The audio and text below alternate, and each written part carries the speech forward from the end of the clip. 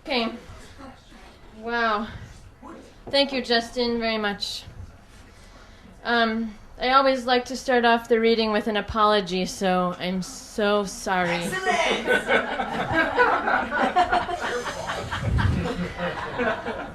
Death-defying. With checkbooks tied to my feet, I felt as ordinary as a heart. I called my mother. She said, "That, darling, is the big city for you." And she racked up minutes reading from the pamphlet on compassionate pavement. Walk as if you own the sidewalk. Deposit faith in designated receptacles. Outside, as winter's forceps snapped off the fire hydrants, I lined up every street out of boredom. I held the end of every cold gray bridge and ran. "Mom," I told her, "all the trash is nailed down." "Mom," I said, and I know this is sick, "let's build skyscrapers into the ground."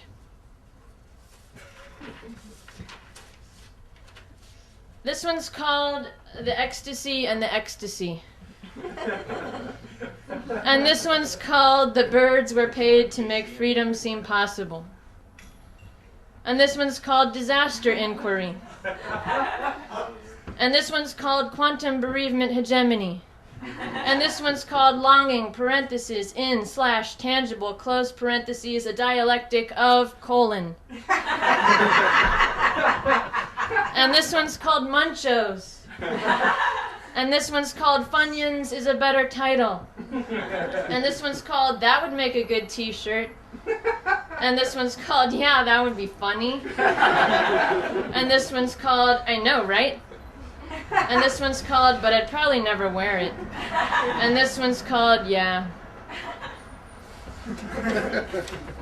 Okay, the rest of these. I have this book here. This is my first book. Vale Tudo it's called, and it's Portuguese, and it means anything goes, and it's a Brazilian style of fighting. The Vale Tudo style of fighting. So I'm going to read a bit from it. Never believe the concierge. MK and I drove all over hell, Long Island, to find a hotel motel that provided pay-per-view so we could watch the Ladelso Brawl fight.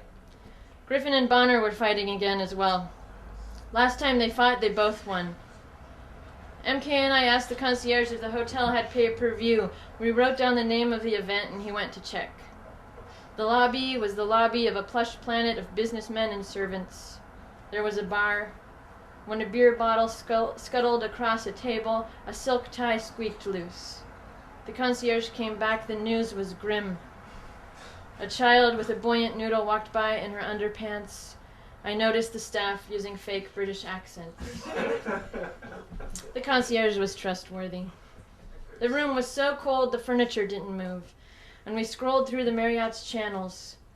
No pay-per-view, but for free, $59 a night.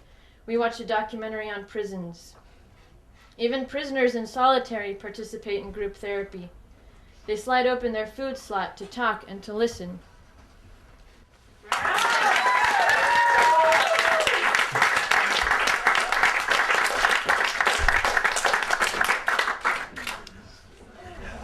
Insomnia. I had the busted leg of a plastic chair to pillow a highway sign's dream.